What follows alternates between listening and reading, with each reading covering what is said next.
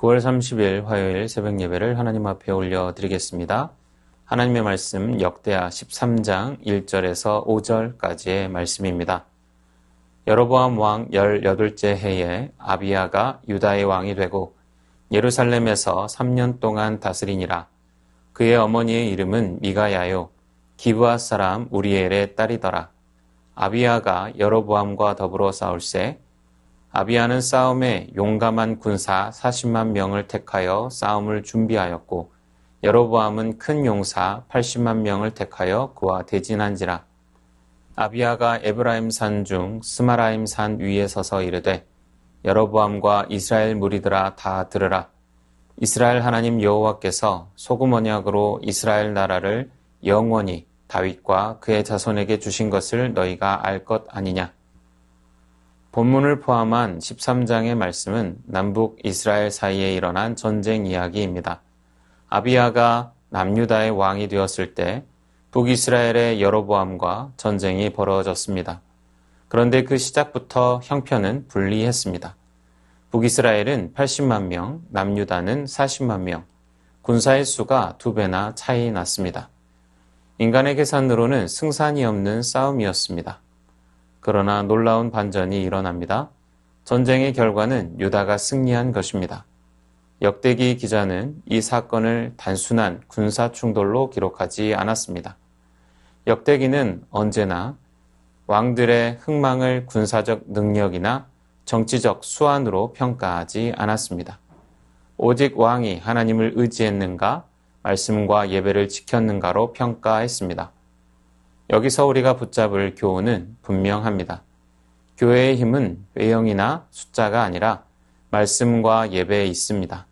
하나님을 의지하는 교회는 결국 승리할 뿐 아니라 평강을 누리게 됩니다. 아비야는 전쟁이 시작되기 전에 산 위에 올라 큰 소리로 선포했습니다. 역대하 13장 5절 말씀에 이스라엘 하나님 여호와께서 소금 언약으로 이스라엘 나라를 영원히 다윗과 그의 자손에게 주신 것을 너희가 알 것 아니냐 했습니다. 아비야가 붙든 것은 군사의 숫자가 아니라 하나님의 언약이었습니다. 여기서 중요한 표현이 바로 소금 언약입니다. 소금은 부패를 막고 오래 보존되는 성질이 있습니다. 하나님께서 다윗과 맺으신 언약은 인간의 상황이나 조건에 따라 변하지 않고 영원히 유효하다는 것입니다. 우리가 믿는 신앙도 마찬가지입니다. 세상은 끊임없이 변하고 우리의 상황도 수시로 달라집니다. 건강이 변하고 직장이 변하고 인간관계도 변합니다. 그러나 하나님의 말씀과 언약은 결코 변하지 않습니다.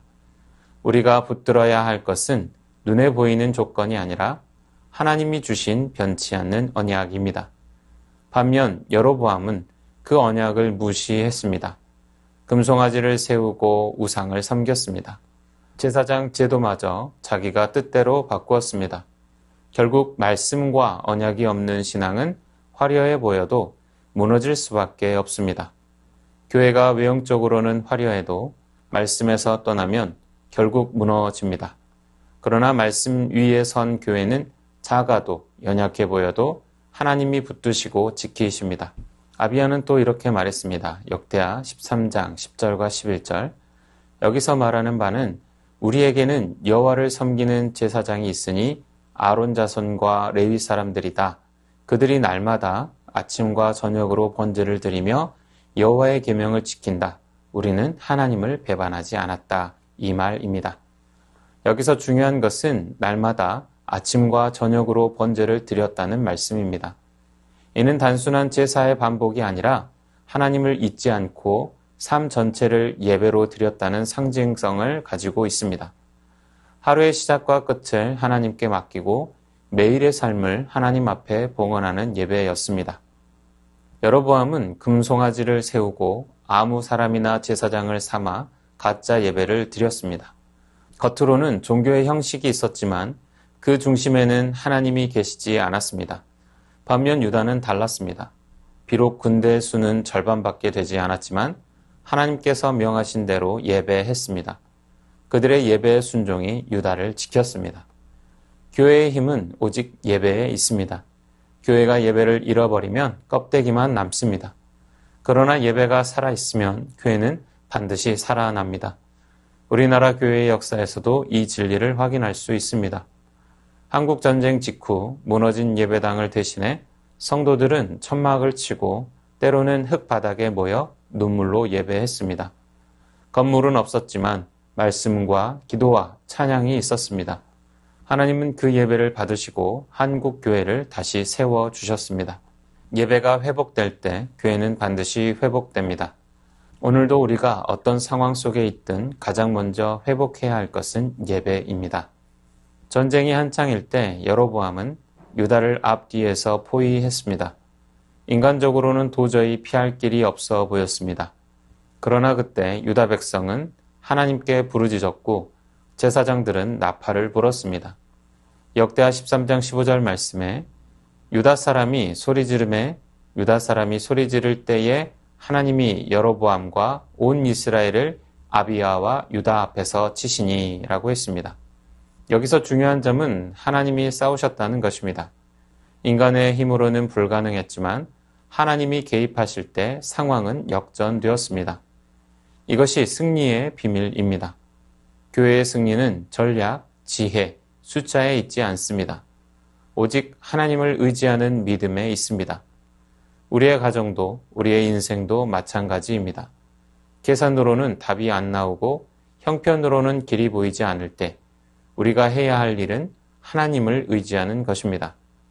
그때 하나님께서 우리의 싸움을 대신해 주십니다. 역대하 14장 1절을 보면 아비야 이후 아사가 왕이 되었고 그의 시대에 땅이 10년 동안 평강을 누렸습니다. 하나님을 의지하는 백성에게 주시는 복은 단순한 전쟁의 승리뿐 아니라 참된 평강입니다. 평강은 단순히 전쟁이 없는 상태가 아닙니다. 그것은 마음의 두려움이 사라지고 하나님을 의지하는 확신 가운데 살아가는 삶의 상태입니다. 전쟁 중에도 하나님을 의지할 때 평강을 누릴 수 있습니다. 이것이 하나님이 주시는 참된 복입니다. 말씀을 맺겠습니다. 교회의 참된 표지는 건물이 아니라 말씀입니다. 교회의 참된 능력은 숫자가 아니라 예배입니다. 교회의 참된 승리는 사람의 지혜가 아니라 하나님을 의지하는 믿음입니다. 하나님은 오늘도 말씀 위에 서는 교회, 예배를 회복하는 교회, 하나님께 온전히 의지하는 교회의 승리와 평강을 약속하십니다. 그러므로 우리 모두 말씀을 삶의 기초로 삼고 어떤 순간에도 예배를 놓치지 않으며 모든 일에 하나님을 의지하는 믿음으로 나아가야 합니다. 그럴 때 하나님께서 우리의 가정과 교회와 이 땅 위에 승리와 평강을 허락해 주실 줄 믿습니다. 주신 말씀 기억하며 함께 기도하겠습니다. 아비야가 군사의 수가 아닌 소금 언약을 붙들었듯이 우리도 세상의 외형이 아닌 변치 않는 말씀 위에 굳게 서는 교회와 성도가 되게 하옵소서. 유다가 아침과 저녁마다 예배할 때 지켜주신 것처럼 우리도 어떤 상황 속에서도 예배를 멈추지 않고 눈물의 예배로 교회를 세우는 공동체 되게 하옵소서. 유다가 포위 속에서도 부르짖을 때 하나님이 싸우신 것처럼 우리도 사람의 지혜가 아니라 하나님을 의지하여 승리와 평강을 누리게 하옵소서.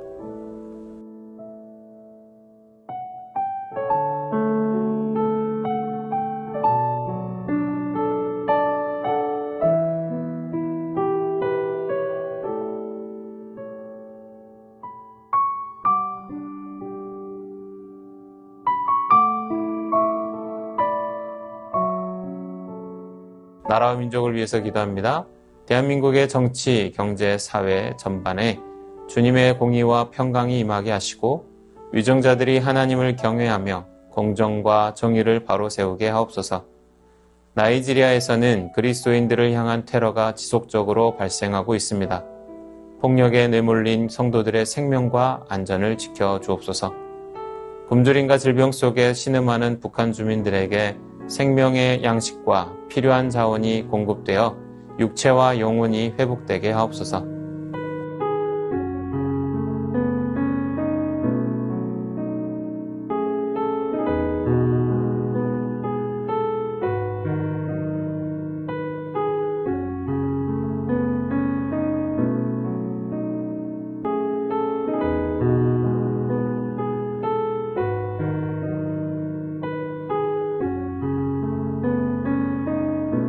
교회를 위해서 기도합니다. 새생명 축제를 통해 태신자들의 마음이 열리고 복음을 받아 주께로 돌아오게 하시며 교회가 사랑과 기도로 그들을 잘 섬기게 하옵소서. 담임 목사님께 성령 충만의 은혜를 더하셔서 말씀과 사역 가운데 힘을 얻게 하시며 교회가 목사님을 위해 기도와 사랑으로 함께 세워가게 하옵소서.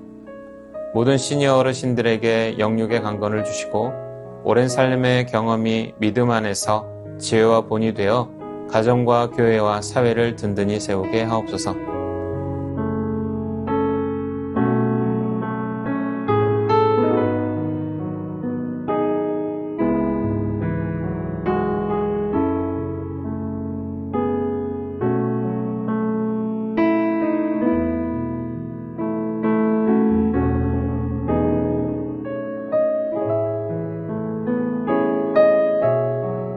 선교사님과 한우분들을 위해 기도합니다.